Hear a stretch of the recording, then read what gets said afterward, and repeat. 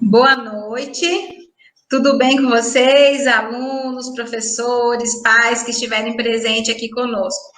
Bom, nós somos o Centro Educacional Anália Franco, né? Meu nome é Andréia, eu sou coordenadora responsável pela educação do ensino médio, do ensino fundamental 2 e quinto ano, ensino fundamental 1. Nós estamos hoje aqui com um convidado muito especial, que é o Guilherme.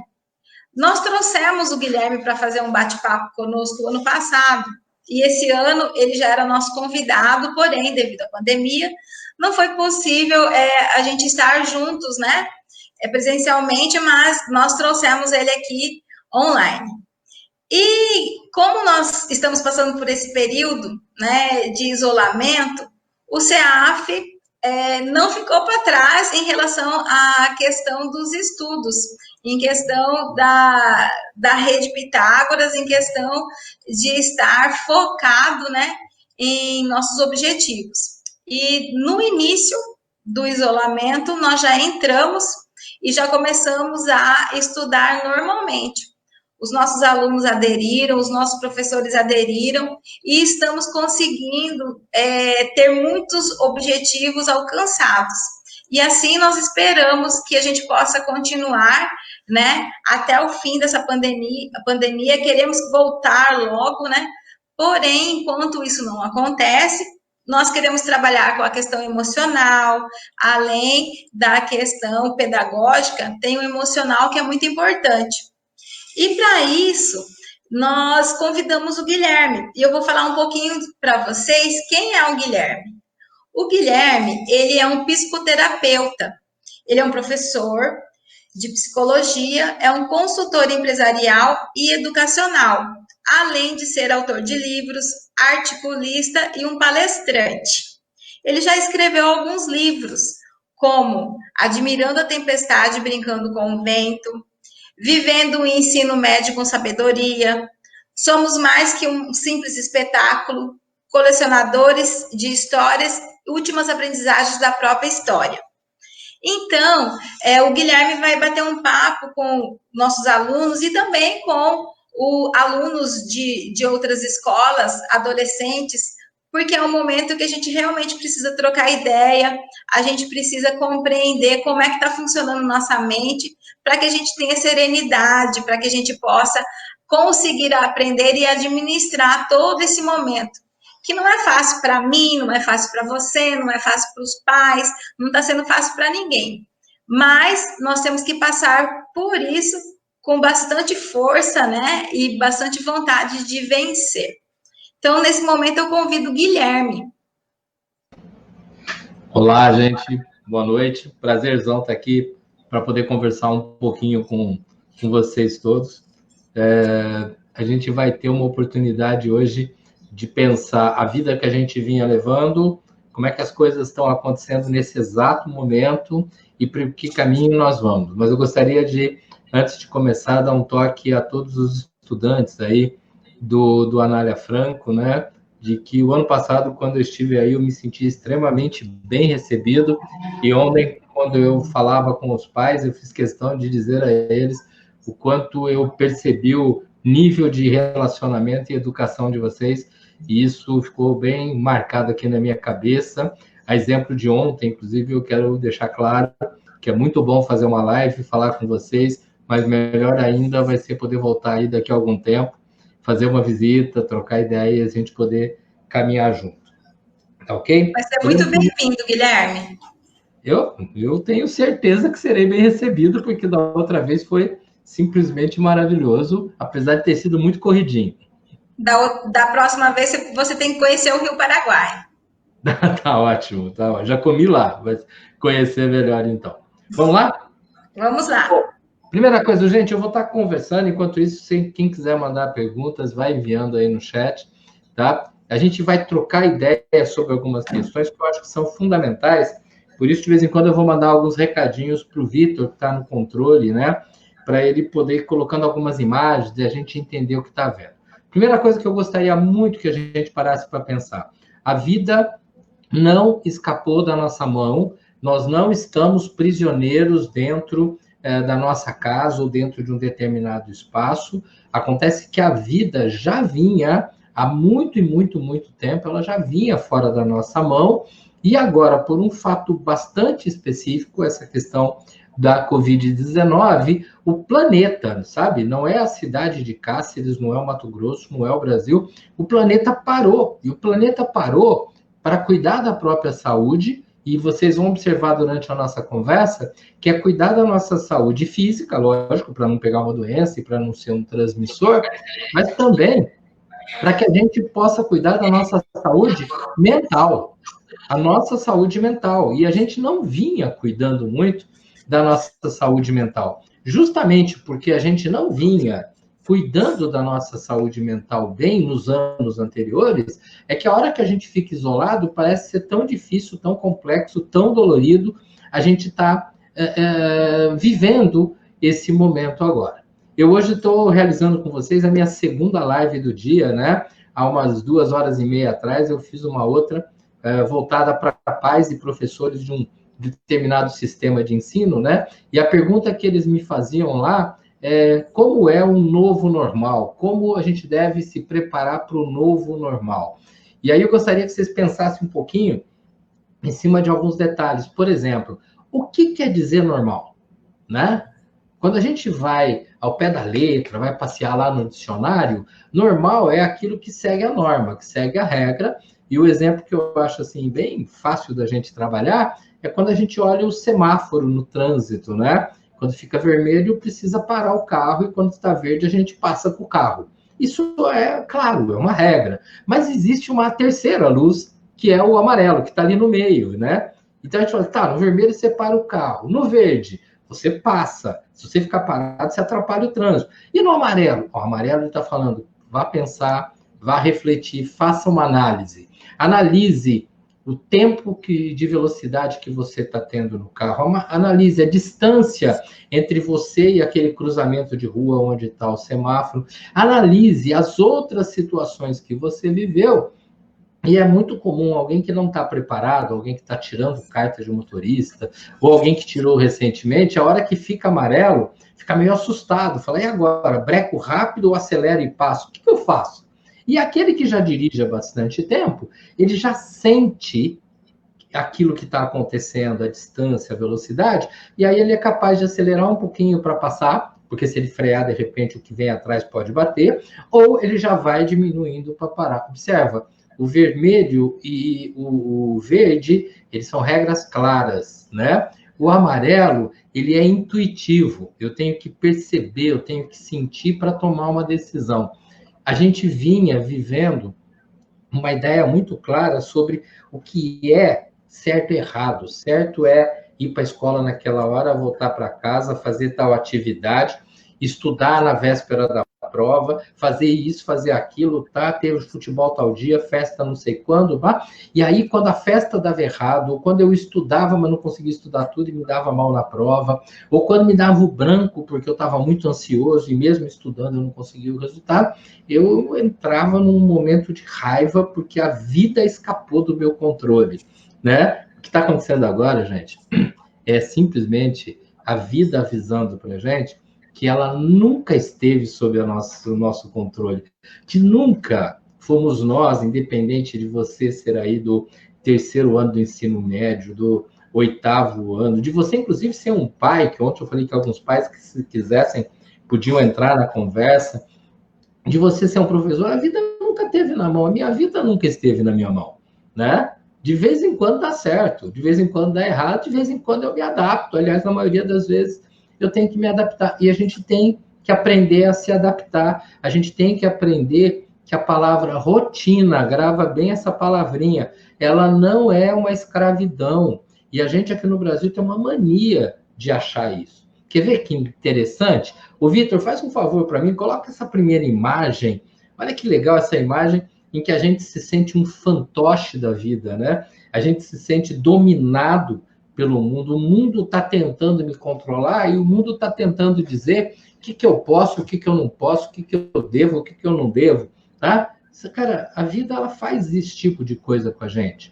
Eu não sei como é que está aí no Mato Grosso para vocês, mas aqui onde eu estou, no interior de São Paulo, na cidade de Ribeirão Preto, estava um dia, um céu super azul, aberto, tranquilo, pá, e já está virando para chuva. Agora há pouco estava ventando muito forte, e tudo indica que vem um temporal. Imagina se eu tivesse programado alguma coisa que dependesse de um céu limpo. Imagina que eu tivesse programado alguma coisa que dependesse de uma condição, né, mais própria, da maneira como eu gostaria que o mundo me ajudasse, eu gostaria que o mundo me auxiliasse. Pô, eu estaria absolutamente perdido, né? Eu estaria numa condição de dor, como nós estávamos há um tempo atrás, numa condição de dor. Tá? Eu acho que é bem bacana você parar para pensar nessa nova imagem que eu estou mandando aí para o Vitor, e ele pode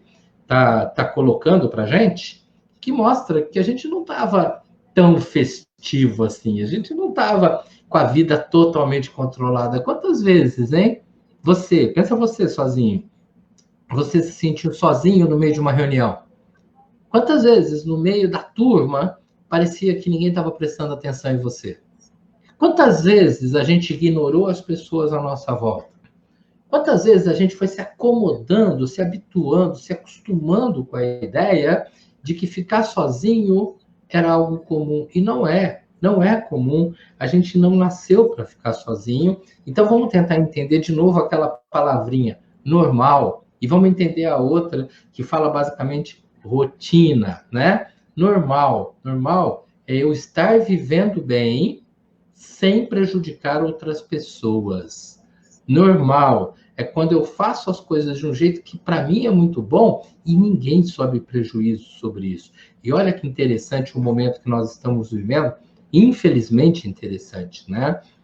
Nessas 2 últimas semanas, a gente vem assistindo, especialmente nos Estados Unidos, mas pelo mundo todo, inclusive no Brasil, todos esses mega protestos com relação à questão do racismo, a questão do fascismo, a questão das regras rígidas, de querer alguém achar que é melhor que outro alguém achar que o outro não presta, alguém achar que o outro é inferior.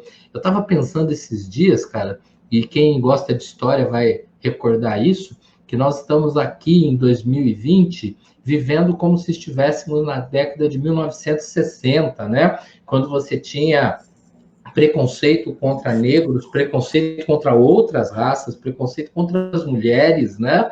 Havia uma guerra de ideologias muito forte, e havia um cara lá nos Estados Unidos chamado Martin Luther King, que tentava lutar por todas essas coisas que estavam acontecendo. Nesse momento está meio parecido, com a diferença que não tem um Martin Luther King tentando pensar com a gente.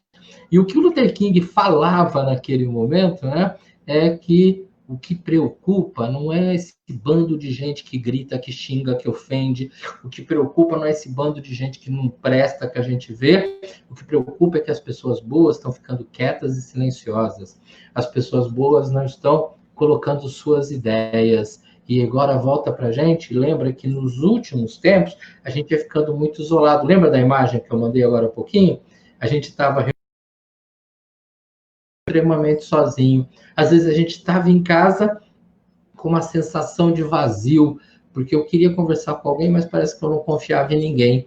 Eu queria conversar com alguém, mas dava para conversar coisinhas do dia a dia, né? Coisas fúteis, mas falar, pô, eu queria ligar para aquele meu amigo, para aquela minha amiga e falar de um problema, pedir uma ajuda, pô, mas eu não tenho coragem, eu me sinto inferiorizado uma hora dessa. Vai que dá um palpite na minha vida, vai que alguém pega o meu problema e espalha para os outros, e aí de repente a vida fala, para isso tudo, vamos todo mundo nos reunir em casa e vamos cada um tentar uma organização. Nessa hora, meio que o planeta parou, raríssimos países não precisaram parar dessa maneira tão radical, como, por exemplo, o Vietnã, tá?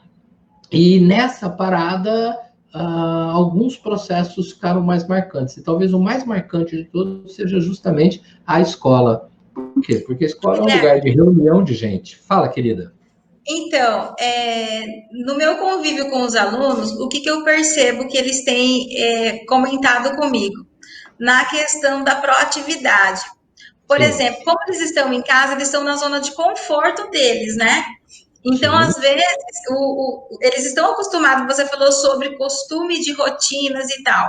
Eles estão acostumados que o professor entre na sala e fala, vamos, galera, vamos fazer para entregar amanhã, mas é fora do espaço deles, da zona de conforto. O que você tem a nos dizer sobre essa questão da proatividade, sobre a questão de fazer as coisas no prazo certo, fazer de maneira que não deixe acumular, que o espaço do espaço da casa não atrapalhe o dia a dia, a rotina deles enquanto estudantes? Então, esse é um dado bastante interessante. Ser proativo é você estar disposto a dar um passo à frente, é você estar disposto a resolver problemas, a tomar decisões. Isso é ser proativo, tá ok? E aí, quando a gente fala assim, o professor disse que a gente tem que fazer esse trabalho para entregar amanhã, ou o professor passou uma atividade, a gente precisa resolver rapidinho, tá? Não sei o quê. Você vai falar, o fulano foi proativo porque ele foi lá e fez. Não, ele foi obediente. Lembra do semáforo vermelho e verde? Ele obedeceu. Sim.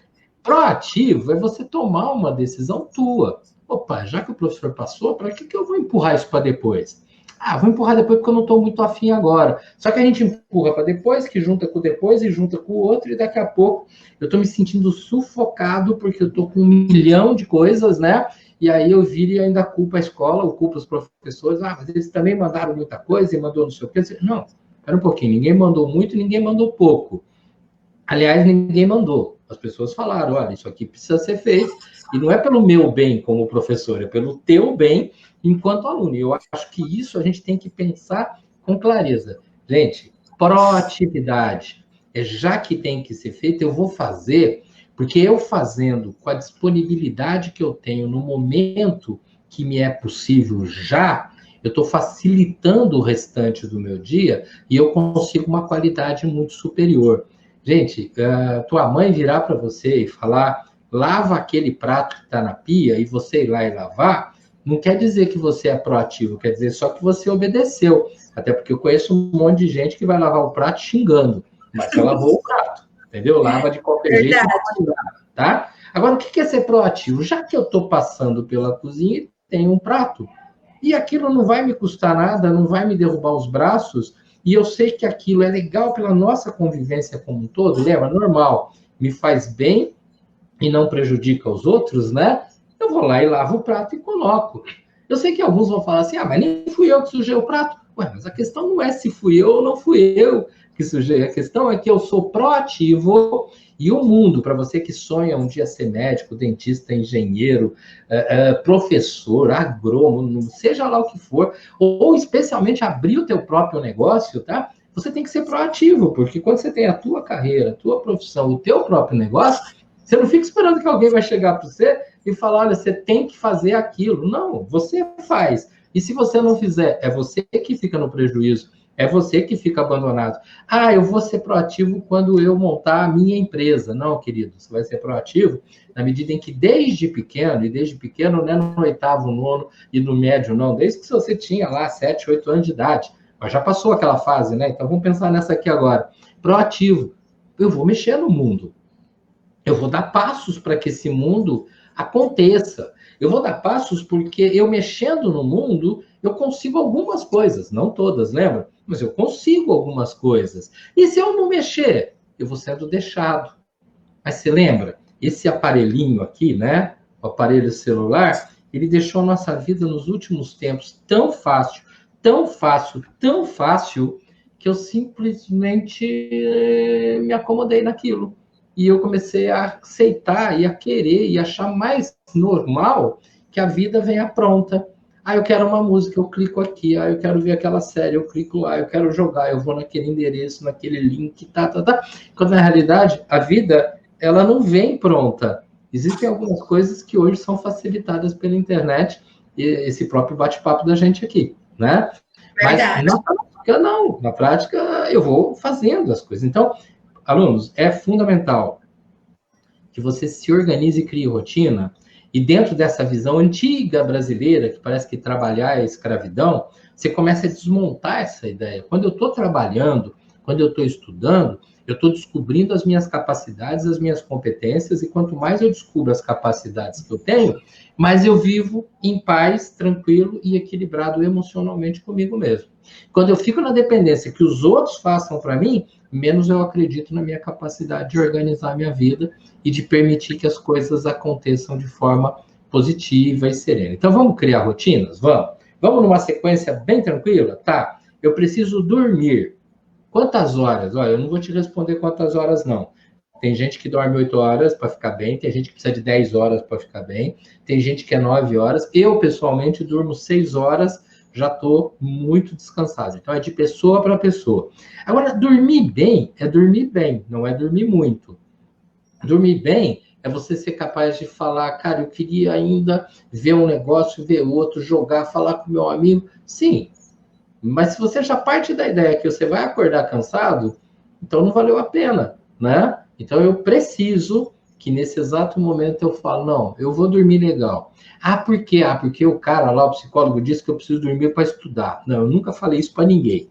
Vamos falar de verdade, tem que acontecer? Eu tenho que dormir, eu preciso me alimentar bem, eu preciso, na hora da minha atividade, quer seja de estudo, ou se você fosse um psicólogo como eu atendendo, se você fosse um engenheiro trabalhando em casa lá, abrindo o computador e desenvolvendo projetos. Porque na hora da minha atividade, eu quero estar com uma cabeça lúcida, porque a cabeça lúcida faz eu trabalhar mais, cansando muito menos. Então, é produtivo. Eu preciso, já que eu estou num período de isolamento, independente se você está no isolamento total ou parcial, pessoalmente eu espero que você esteja no total, tá? Então eu preciso estar dormindo, realizando minhas atividades, me alimentando, tendo alguma atividade física, mesmo que dentro de casa, e eu preciso principalmente estar conversando, dialogando com as pessoas à minha volta, e entenda que dialogar com as pessoas não é passar ordens ou obedecer ordens, é simplesmente a gente reaprender a conhecer quem está ao nosso lado. Por mais que você diga, eu estou morrendo de saudade, fulano de tal, ótimo, tem a internet aí para tentar entrar em contato. Algumas pessoas não dá para entrar em contato, né? Principalmente quando você gosta muito de uma pessoa mais idosa que não sabe usar a tecnologia, tá?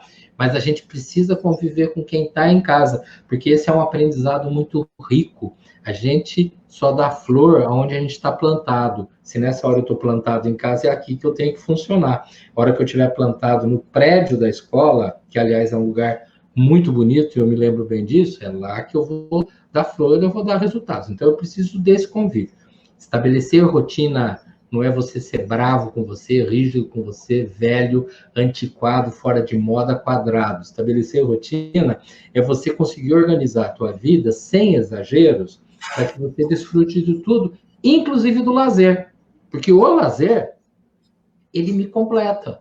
Então, se eu tenho trabalho e estudo, as duas palavras andam juntas. Se eu tenho descanso, se eu tenho alimentação adequada, se eu tenho relacionamento com as pessoas, se eu funciono de forma física e se eu estou tendo meus momentos de lazer, a minha vida está equilibrada. E aí, a organização do meu estudo, a atividade que eu tenho que fazer, ela vai sendo encaixada dentro de uma lógica, tá? Eu sei que na hora de assistir uma aula, às vezes a coisa mais legal do mundo é falar, ai, que bom, né? Não preciso acordar tão cedo, porque eu não tenho que ir lá para a escola, e alguns que moram mais longe falam, pô, mas lá na escola vai demorar.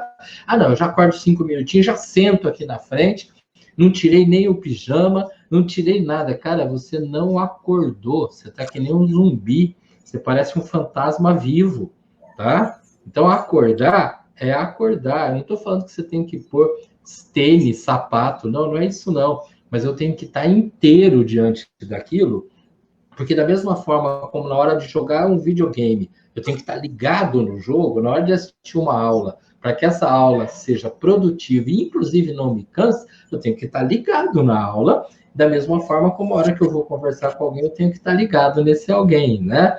O Vitor, põe essa imagem, só um minutinho, só ver essa imagem que eu acho que vai nos ajudar, que ela mostra pessoas tóxicas, né? O que são pessoas tóxicas? Sabe o que são? Eu quero que você pense se você tem amigos tóxicos ou, pior, se você é uma pessoa tóxica, tá? Tóxico fica colocando problema na cabeça dos outros. Às vezes a gente está nesse período, por exemplo, de isolamento, E a gente começa a conversar com os amigos da gente, com colegas da classe, ou até amigos de outros lugares, e a gente só ouve assim, não aguento mais. Esse negócio não vai passar nunca. Mas que frescura esse papo. Eu tava doido para ir para uma festa no céu. E aí você fala, cara, mas espera um pouco, tá todo mundo falando, então eu começo a entrar no problema. Eu vou sendo intoxicado. E às vezes o culpado da história sou eu.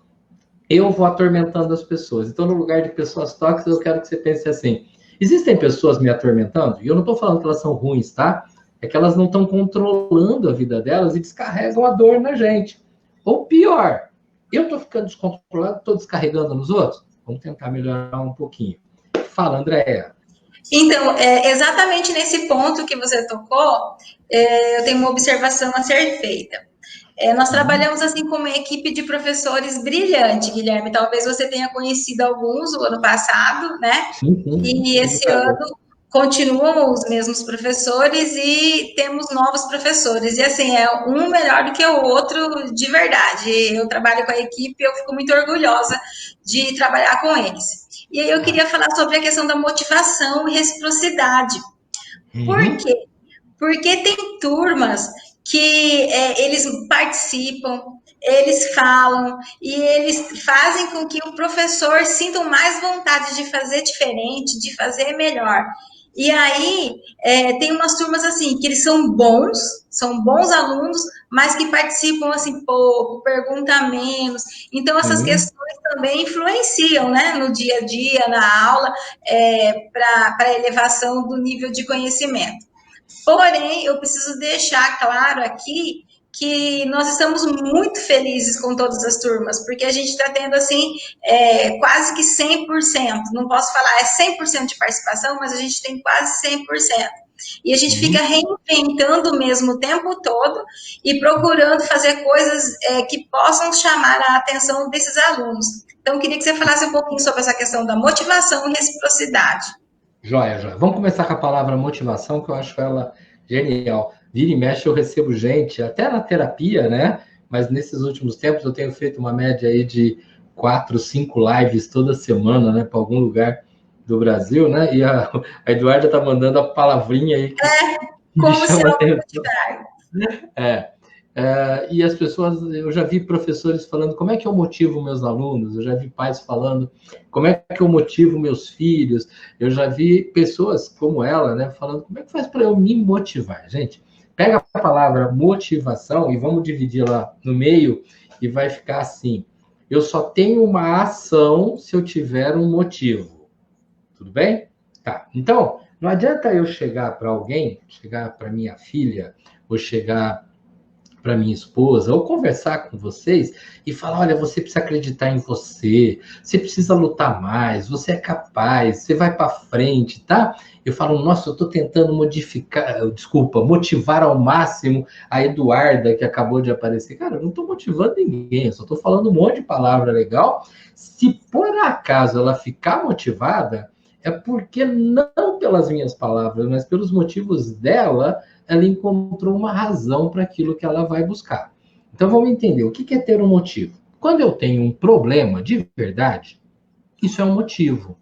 E aí eu vou atrás, tá? Eu estou aqui, já mostrei um copo d'água, eu estou bebendo, e eu estou bebendo porque eu acho muito bom e vou bebendo naturalmente. Eu não estou morrendo de sede, acabei de beber um golinho, tá? Mas imagina que eu estivesse num lugar morrendo de sede e eu soubesse que a 50 metros daqui, ou a 200 metros daqui, tem lá uma torneira com água. Isso, para mim, seria um grande motivo, porque a minha sede desperta essa necessidade e eu vou andar 50 metros, 100 metros, se bobear, eu ando quilômetros atrás desse copo d'água. Então, eu preciso de um problema, que para ser meu motivo, aí eu tenho uma ação. Ou, e é muito melhor que seja essa segunda hipótese, eu preciso ter um sonho. Eu sonho, cara, eu quero muito conhecer a Europa. E para esse sonho, eu vou trabalhar, eu vou estudar, eu quero guardar dinheiro, eu quero me preparar e vou conhecer a Europa, percebe?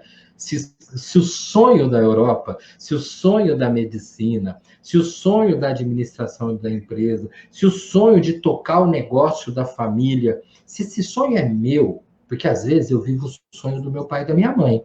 A minha mãe quer que eu seja médico, o meu pai quer que eu faça administração.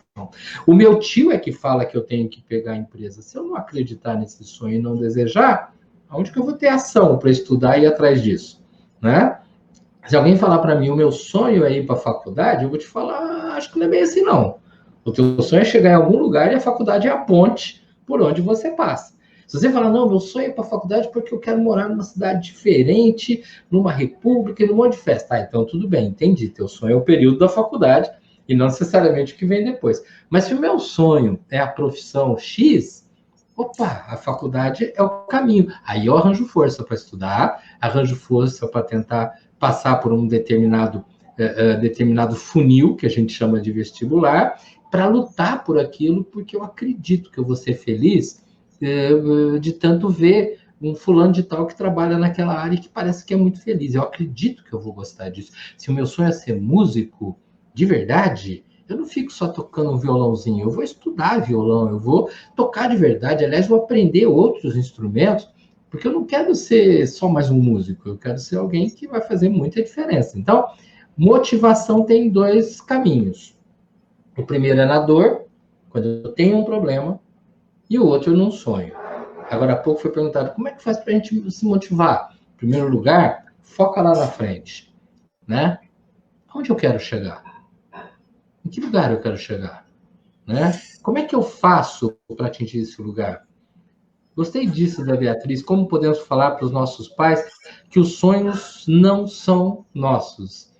Minha querida, isso é realmente alguma coisa muito complicada. Eu presto consultoria um monte de lugar e tem especialmente 3 escolas, uma aqui mesmo onde eu estou, em Ribeirão Preto, uma em Londrina e a outra em Cuiabá, aí no estado de vocês, e eu presto uma consultoria justamente nessa área de orientação vocacional, né?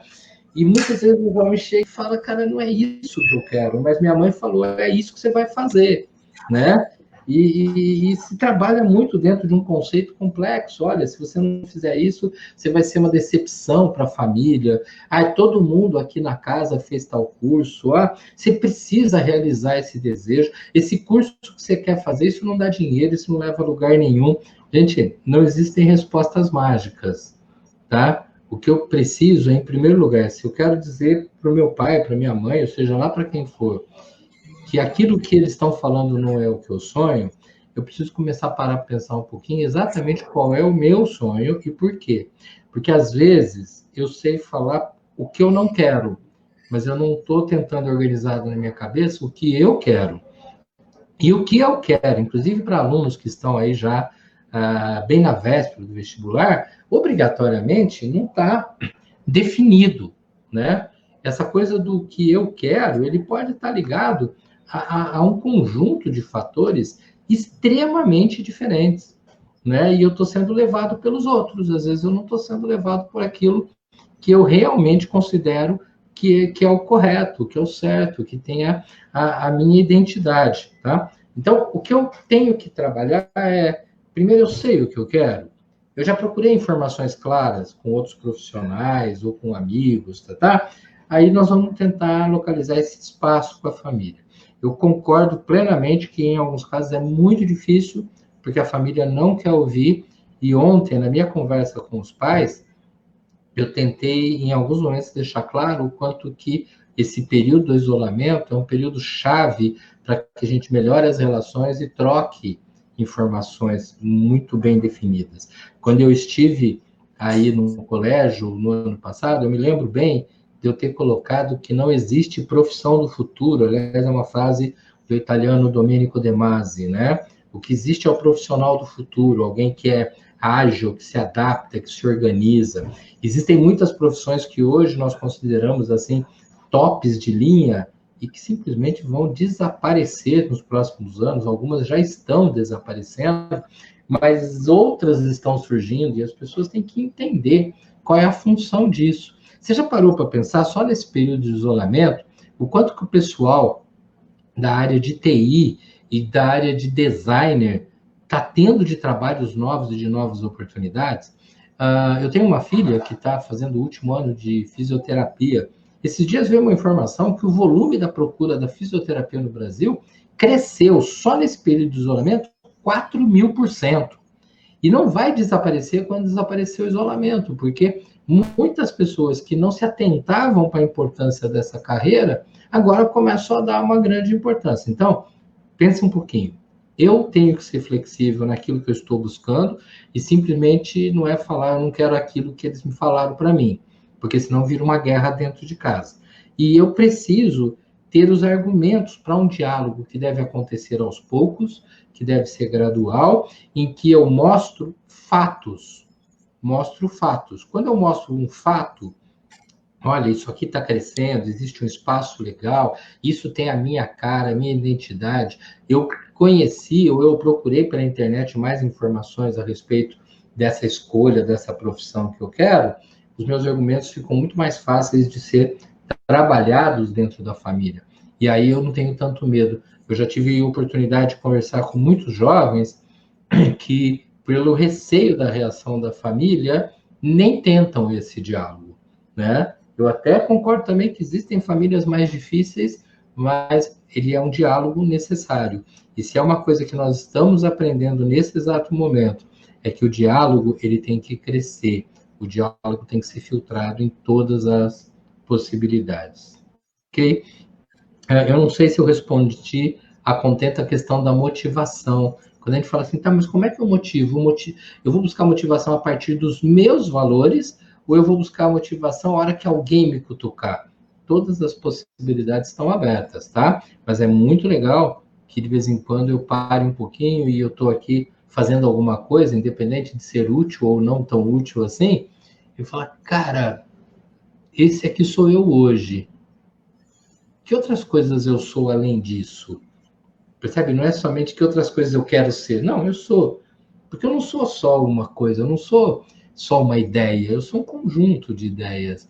E então, ouvir outras pessoas, trocar experiência, e é por isso que é tão importante conversar com gente diferente, porque quanto mais eu converso com gente diferente, mais a minha cabeça abre, mais valores entram na minha ideia, menor o meu preconceito, e quando diminui o meu preconceito, minha capacidade de organizar a vida é muito maior. Eu queria pedir novamente para o Vitor jogar uma imagem aí, que talvez alguns achem um pouco estranha, tá? Pode pôr aí isso na tela toda, tá? Essa imagem, ela se refere ao mito da caverna de Platão. Acredito que o pessoal aí do ensino médio com certeza já viu, mas o pessoal do finalzinho do Fundamental 2 talvez não. Mas vamos tentar resumir isso nos dias de hoje. Platão, ele dizia que alguns homens ficavam trancados numa caverna com medo de conhecer a vida, e trancados na caverna, eles viam sombras de soldados, de pássaros, de bichos, de galhos de árvore balançando, de gente andando, e a partir daquela hora que eles olhavam para a tela, eles imaginavam o mundo. E imaginavam o mundo e às vezes ficavam com medo do mundo, mas nunca iam lá no mundo conversar com o mundo. Um dos maiores problemas que nós temos nos dias de hoje é o quanto que a gente tem medo do mundo porque a gente imagina. A gente tem medo do mundo, medo do que os outros acham, medo do que os outros pensam. A gente se sente extremamente inseguro, cara, quando na realidade, o primeiro ano eu estava estudando, que ótimo, tá? Quando na realidade, a nossa caverna hoje é outra. Quer ver? Volta aí um pouquinho a minha imagem, por favor, coloca a minha imagem maior aí na tela, tá? Não é que eu tô querendo aparecer, não, é só para poder mostrar algo para vocês, tá? O meu aparelhinho celular que está aqui de novo comigo, e ó, ele está sempre comigo, quer dizer, eu gosto muito dele, eu não sou contra o aparelho, que a gente só tem que pensar, né? Isso aqui às vezes é a minha caverna, né? Há uns anos atrás a nossa caverna talvez fosse a televisão. Por que isso aqui é a minha caverna? Porque por aqui eu fico olhando o mundo, eu fico olhando rede social, eu fico olhando um monte de coisa e eu fico imaginando. Isso está errado, isso está certo, isso vai ser assim, isso vai ser assado. E eu tenho medo desse mundo, né? E aí eu fico no mundo do achômetro. Eu acho isso, eu acho aquilo, e eu mesmo não faço nada. E aí a gente volta na pergunta anterior. Onde foi parar a minha motivação se eu estou vivendo da cabeça dos outros e não estou vivendo da minha? Qual que é a minha motivação? Para ter motivação, eu preciso descobrir, cadê minha cabeça? Qual é a música que eu gosto? Porque muitas vezes eu fico ouvindo a música que os outros mandam para mim. que é boa também, mas eu nunca parei para pensar se eu realmente gosto dela, se eu realmente curto aquela música. Não, sabe? De repente eu vou entrando numa neura, né? Uma coisa muito louca. E eu já não sei qual música que eu gosto, eu não sei qual o passeio que eu gosto, porque eu vou aonde a turma vai, né? Eu já não sei se eu concordo com a ideia de fulano de tal, mas como está todo mundo concordando, eu concordo também, eu faço de conta, né? Eu já não sei quem eu sou. E, na verdade, eu sou o mix desse 1 milhão de informações que eu recebo o tempo todo e que eu preciso aprender a filtrar. Deixa eu dar uma lidinha no que a Alessandra escreveu. Às vezes, por exemplo, percebemos que acabamos pensando mais nos outros do que em nós mesmos, mas daí seria uma questão de empatia ou não? Não, não é uma questão de empatia, tá? Porque empatia é você buscar entender o outro com os olhos dele. Ó, vou dar 4 palavrinhas para vocês, todas ligadas à palavra pátia, apatia, tá? Essa palavra significa rosto, imagem, personalidade, tá? Então, existem pessoas que são apáticas, simpáticas, antipáticas e empáticas, tá ok? O que é uma pessoa com um comportamento apático? Apático, sem rosto, sem imagem. Acontece um monte de coisa, ela não dá opinião, não dá valor para nada, nada tem graça. Sabe aquela pessoa que, de repente, parece que o mundo não fede, não cheira, né? Quer dizer, ela não dá importância para nada. Atitude apática, perigosa. Extremamente perigosa e, muitas vezes, um caminho bastante rápido até para alguns processos de depressão, de isolamento, tá? O que é uma atitude simpática? Eu ser legal com todo mundo. Simpática, sim, eu concordo. Então, a Andrea fala uma coisa, eu falo, que legal, eu também acho isso, não sei o quê, não sei o quê. Daí você fala assim, o Guilherme é tão simpático assim? Não, eu estou concordando mesmo. Mas às vezes eu não concordo, mas digo que concordo só para a gente continuar sendo amigo, entendeu? Então, simpático, sim, concordância. Antipático, tudo que a Andrea falar assim, mas é chata essa moça, hein? Ô, mania, hein? Só pensa nesse tipo de coisa, nada a ver, né? Se alguém achar que o que eu estou falando do André é verdade, não posta nada, não, que fica chato.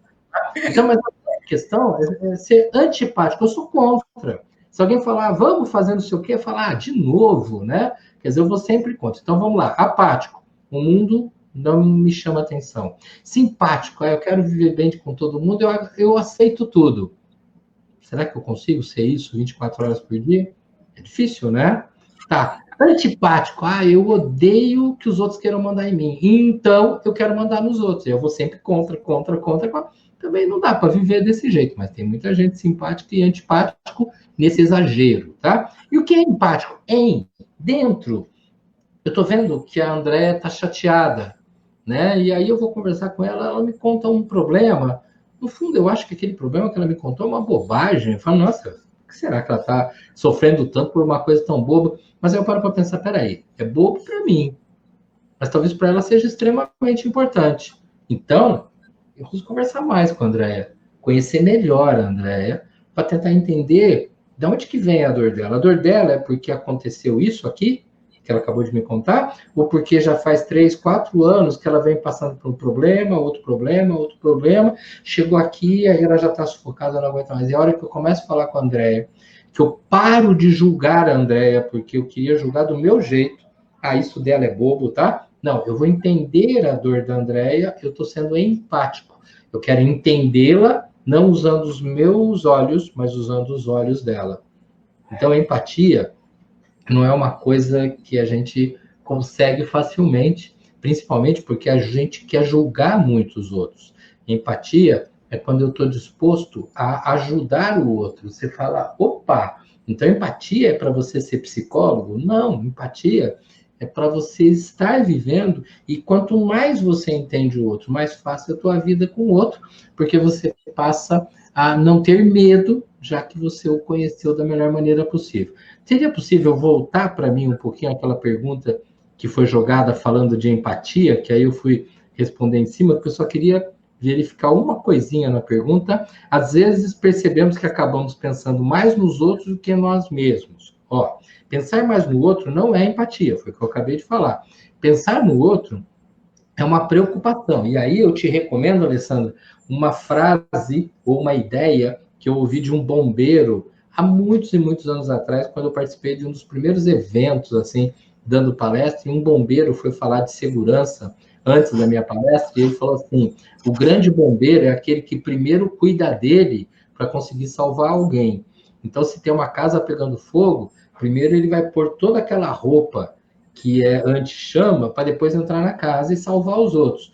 Porque se ele não cuidar dele, ele vai morrer queimado junto com as outras pessoas lá dentro. Então, pensar nos outros é absolutamente humano.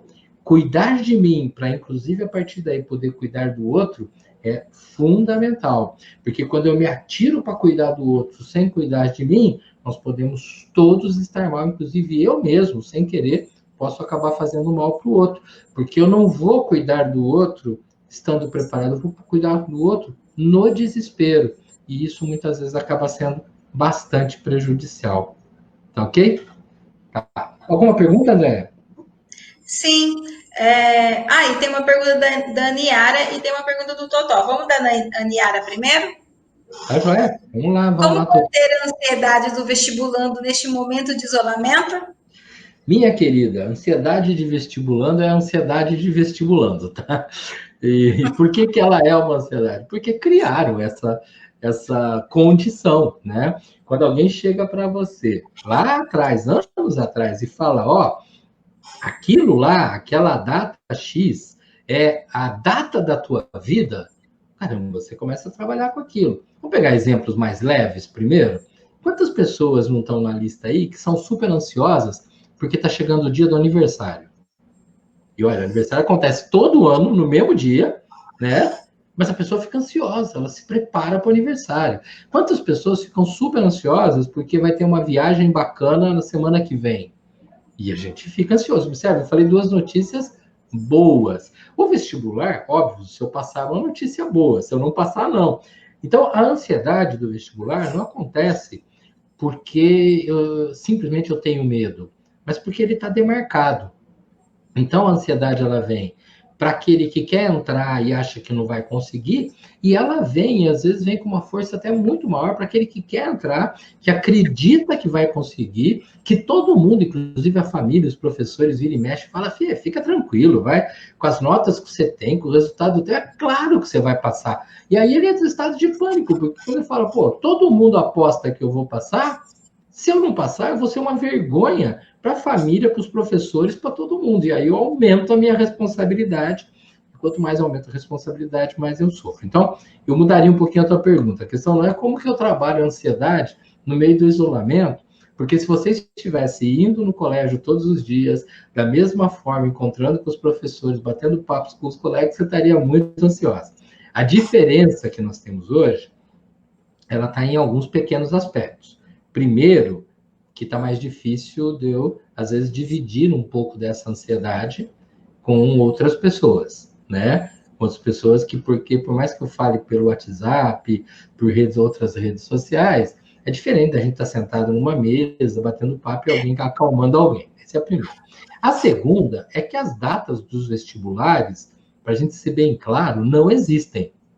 Elas desapareceram. Então, você fala, não, mas aqui no Mato Grosso tem uma data que está marcada. Tá, mas será que não pode mudar? Quer dizer, todas podem mudar, absolutamente todas. Aqui no estado de São Paulo, uma série de datas de vestibulares muito conhecidos já está sendo jogado para o início de 2021.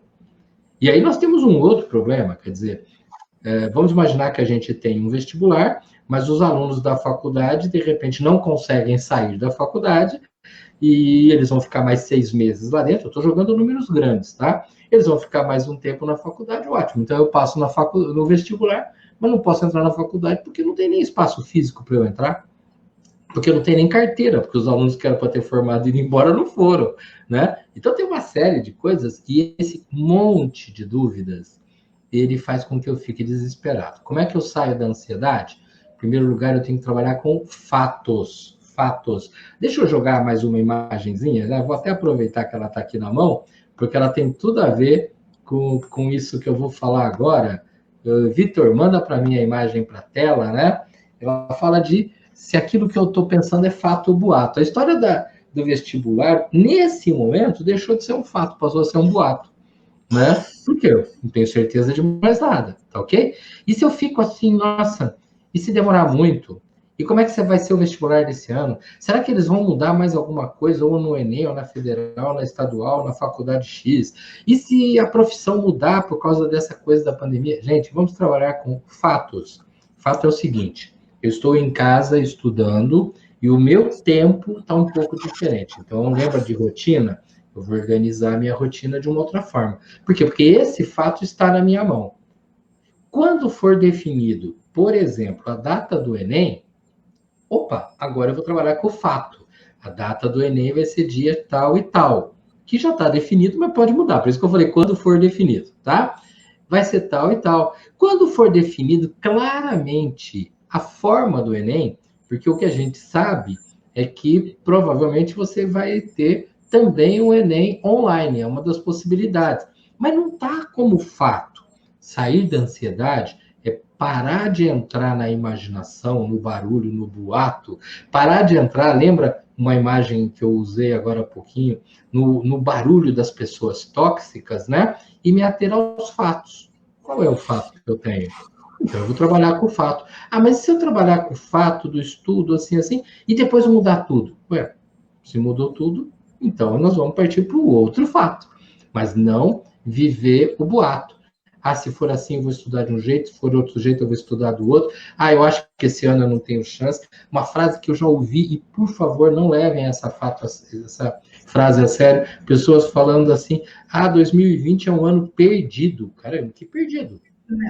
Não tem perdido. Você já parou para pensar que o planeta inteiro está repensando a escola?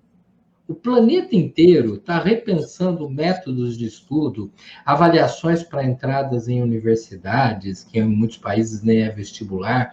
Você já parou para pensar que os professores do planeta inteiro estão vendo novas formas de desenvolvimento de competências e processos de avaliação? Cara, é o planeta.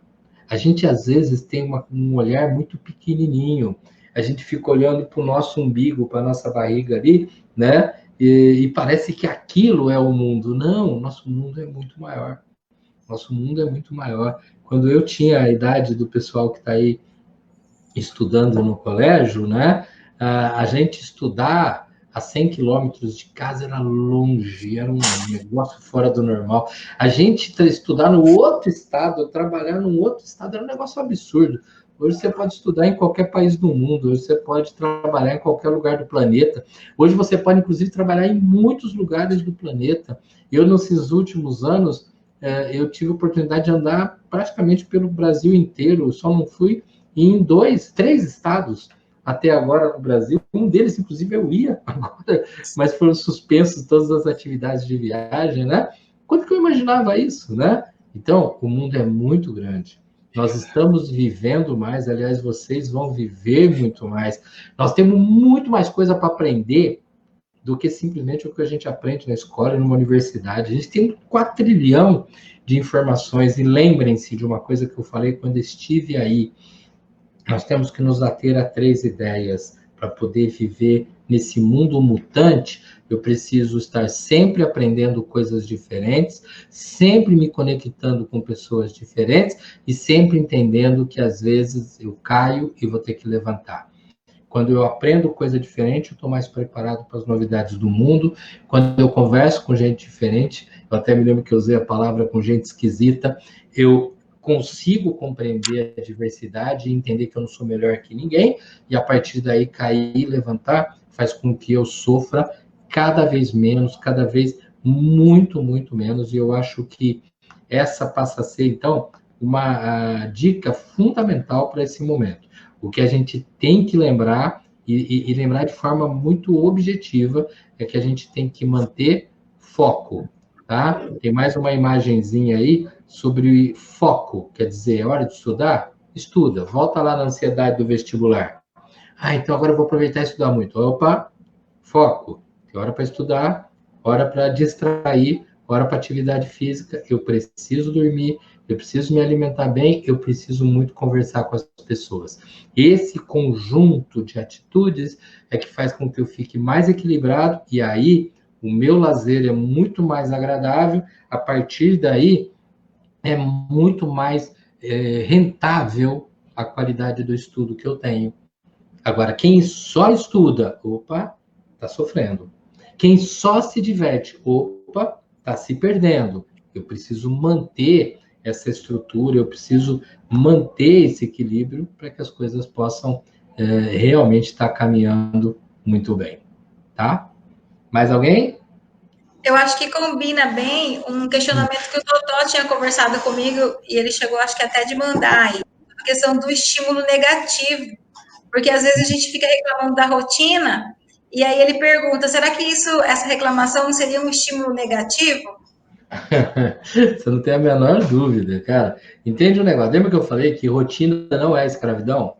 Né? A gente tem uma mania de achar, eu quero ser livre, eu quero fazer o que dá na minha cabeça. Sim, vai fazendo só o que dá na tua cabeça, que você vai chegar a um vazio, né? A rotina é que faz eu dar valor a momentos de liberdade.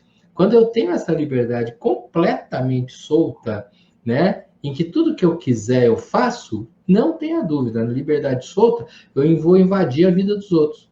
A minha liberdade exagerada faz com que minha família sofra, meus amigos se incomodem, eu vou invadindo a vida dos outros. A minha liberdade solta, por exemplo bem radical, tá? Seria eu estar andando aí pela rua e de repente eu vejo uma moto legal e falo, cara, eu quero essa moto para mim, eu sento nela e vou embora.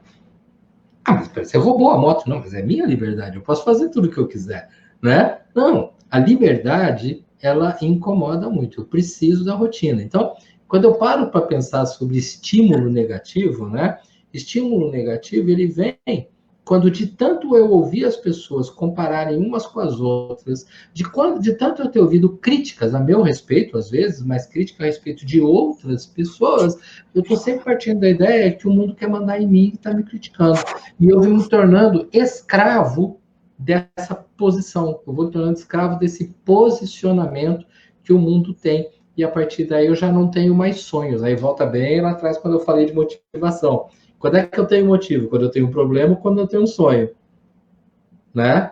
E os dois são legais? Claro que não. Quando eu tenho um problema, eu vou tentar resolver. Mas o legal é quando, a partir de um sonho, eu vou buscando as minhas ações, eu vou praticando as minhas ações, e aí eu volto a repetir de novo.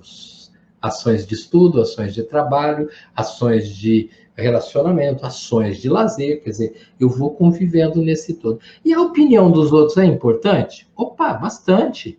Para a gente ouvir e pensar. E não para a gente ouvir e engolir. Para a gente ouvir e fazer uma reflexão. Se você assiste só um youtuber, daqui a pouco você vai ser uma réplica desse youtuber. Você vai ficar falando as coisas que ele fala. Se você só ouve uma banda, daqui a pouco você já não vai conseguir suportar ouvir outras bandas, outras músicas. Se você só pensa numa determinada coisa, você está ficando escravo daquela ideia. E ó que doido, ninguém te escravizou. Você se entregou naturalmente num ato de escravidão. Você virou escravo daquela rede social, você virou escravo daquele like que alguém tinha que dar, você virou escravo da opinião de fulano de tal, você virou escravo. Como é que eu deixo a escravidão? Quando eu vou experimentando as outras ideias, as outras experiências, e eu compreendo que a vida, ela realmente escapa da mão. E pronto, sempre escapou. E eu vou tentar buscar outras alternativas para a vida que está passando pela minha mão naquele momento. Eu acho que esse é um ponto fundamental. Existe sim o chamado estímulo negativo, existe sim a vida nos seus aspectos negativos, mas muito mais importante que isso é que eu pare para pensar que a vida tem que estar funcionando. Olha, eu vou mandar uma frase para vocês que eu acho assim extremamente bacana. Eu acho que ela tem um conteúdo que nos ajuda bem, por mais que ela pareça engraçada, até um pouco estranho, né? Coloca aí para mim essa imagem, Vitor, que eu acho que ela tenta dizer para a gente como é que a relação entre pessoas tem que acontecer. Ela fala assim, eu vou começar da segunda linha, tá? Motos e aviões precisam de movimento para manter o equilíbrio. Quer dizer, se o avião parar no ar, ele cai. Se a moto simplesmente parar a hora que a avião andando, ela cai, né? E os relacionamentos? Também. Então, eu preciso que o meu relacionamento com a minha família, o meu relacionamento com os meus amigos, o meu relacionamento no meu namoro, o meu relacionamento, ele tem que estar vivo. Aí ele anda. E o meu estudo? Ele tem que estar vivo, aí ele anda. E o meu sonho? Ele tem que estar vivo, então ele vai andando. Relacionamentos, relacionamentos afetivos, relacionamentos profissionais, projetos de vida, sonhos, motos e aviões precisam o tempo todo estar se movimentando, porque senão eles simplesmente perdem o sentido, simplesmente eles saem de uma lógica da vida, e isso acaba sendo absurdamente prejudicial. A vida tem que andar. E no isolamento ela anda. Diga. Exatamente, né? E a gente está vendo também que, na verdade, a gente já estava com uma ideia aqui no CEAF, bem no começo do ano, eu e o Vitor estávamos trocando umas ideias de estar colocando e inserindo a questão do ensino dos tira-dúvidas online. E realmente as aulas remotas vieram para dizer que realmente vai ser a partir de agora, né? Um mecanismo que nós não vamos deixar mais de usar. Não, de forma alguma, tá? Da mesma maneira como eu já estou fechando alguns contratos de palestras presenciais para o ano que vem, né? Mas também já estou fechando alguns contratos de palestras online para o ano que vem. Você fala, mas por causa da pandemia? Não. É que são palestras menores, mais práticas. Então a gente já resolve. Aulas online, provavelmente na semana que vem, eu vou estar lançando um curso, mas aí é um curso para professores, né? Chamado Disciplina Consciente Interativa. Eu devo estar lançando esse curso ano que vem, que vai ser um curso completamente online, e que existem 1000 ferramentas, inclusive essa que a gente está usando, do StreamYard, que facilitam muito, e é por aí que a gente consegue entender o mundo. Engenheiros trabalharão mais online, médicos estão trabalhando online e conseguindo resultados, óbvio que não é qualquer médico, porque tem o médico, ele tem que tocar a pessoa, mas existem alguns processos que não é necessário. Como psicólogo, eu já atendia pessoas pela internet, pessoas que não moram aqui aonde eu estou, né? E nesse momento, além das pessoas que eu já atendia e estou atendendo pela internet, eu estou atendendo um monte de gente que depois entrou. Então, eu estou atendendo gente na Alemanha, estou atendendo na França, estou atendendo na Itália, estou atendendo no Maranhão, estou atendendo gente do Paraná, do Rio Grande do Sul. Está entrando gente de qualquer lado e entra para atender. E a qualidade? Absolutamente a mesma. A gente faz o melhor possível e acho que esse é um aprendizado fantástico. Lembra daquela frase? A gente tem que dar flor aonde a gente está plantado. Hoje eu estou plantado na minha casa, nessa cadeira, não só nessa, eu saio pela casa também, tá? Mas eu estou plantado nessa casa, na frente de 2 câmeras, de 4 microfones aqui, dependendo do que eu vou fazer na hora, e muito trabalho. E a hora que dá uma folguinha, eu pego o violão que está ali atrás e não me sinto sozinho de jeito nenhum, entendeu? Vamos ser práticos nisso? Mais alguma perguntinha para gente? Eu acho que as perguntas que chegaram vieram de encontro com a nossa conversa, era o que realmente a gente estava querendo conversar e saber, né? Deixa eu só responder a Andréia. Você acha que a educação vai mudar depois que tudo voltar ao normal? É a Andréia que perguntou, né?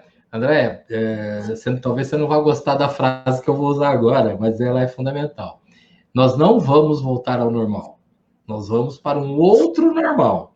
Né? Novo normal. Um novo normal, onde a gente vai aprender a fazer carinho de outro jeito. Você falou, opa, você está dizendo que a gente nunca mais vai se abraçar, se beijar? Não, não é isso.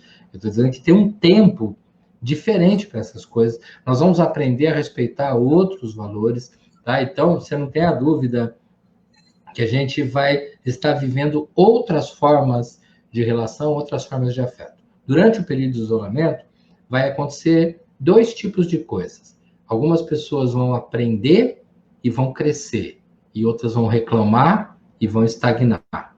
Cabe a cada um de nós aproveitar para aprender e caminhar dentro desse processo mutante que já existia e agora acelerou, tá ok? Mas não acelerou por causa da Covid, tá? Já vinha acelerado nos últimos 2, 3 anos, as mudanças no mundo vinham muito rápidas, né? Então, cabe muito essa entrada da gente aprender para essa transformação. E tem os outros, né, que vão continuar reclamando da vida, e aí não tem jeito, né, gente? Quem quer reclamar da vida vai morrer reclamando da vida, e cabe a cada um de nós decidir. Eu quero ser aquele que aprende e mexe no mundo, ou eu quero ser aquele que reclama da vida. Eu vi que a Rosa acabou de entrar, tudo bem, Rosa? Rosa chegando aí para escrever com a gente. Legal. Mas Boa noite, gente. Vocês estão me ouvindo? Sim, estamos ouvindo bem. Estamos ouvindo bem. Que prazer, Guilherme. É muito bom ouvi-lo. Tenho certeza que os meninos vão sair com uma energia maior desse encontro de hoje. Andréia, parabéns pelo aniversário, né?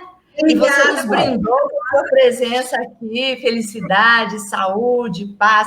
Aquele abraço virtual que agora é o novo normal. Hoje nós abraçamos, né? Com plástico. Isso, com plástico. Hoje a gente se abraçou com plástico para não deixar faltar aquele calor necessário. Tá legal. Meninos e meninas, que saudade, gente, muita saudade. Muita saudade da gente juntos, muita saudade da gente nos nossos corredores, nos nossos abraços, no momento da nossa oração diária, até do hino nacional nas sextas-feiras, a gente juntos, não é mesmo? Eu estou com muita saudade, mas tenho certeza que a gente vai nascer muito melhor depois de tudo isso. É o novo normal e nós estamos prontos para encará-lo do jeito que for necessário. Acho que o que a gente está aprendendo e o que o Guilherme deixou para nós aí hoje é viver um dia de cada vez. A ansiedade ficar ali posta no ladinho e vamos viver um dia de cada vez. A cada dia seu cuidado. É isso que vai acontecer conosco daqui para frente.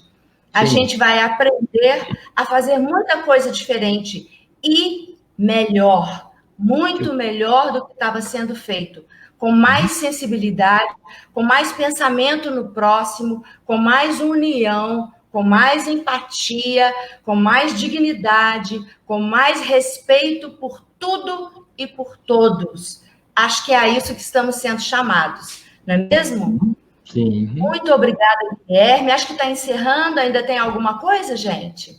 Eu gostaria de colocar uma imagem para a gente ir fechando. Isso, essa imagem, ela pode parecer só bonita, tá? Mas essa imagem, eu uso muito e ela é pautada numa música da dupla Sai Guarabira. A música chama Harmonia. E num determinado momento da música, eles cantam assim: harmonia é ver o sol nascer com o brilho da lua ainda lá. Eu, durante a minha vida inteira, aprendi, especialmente nas aulas de geografia, quando eu era criança, que quando era de dia no Brasil, era noite no Japão, e quando era noite no Brasil, era dia no Japão. E aí eu coloquei na cabeça que quando o sol estava no Brasil, a lua estava no Japão, e quando a lua estava no Brasil, o sol estava no Japão. E aí eu me lembro que quando criança andando na rua, eu vi o sol e a lua no mesmo lugar, e a primeira ideia que me veio na cabeça é falar: meu Deus, o que está acontecendo no Japão?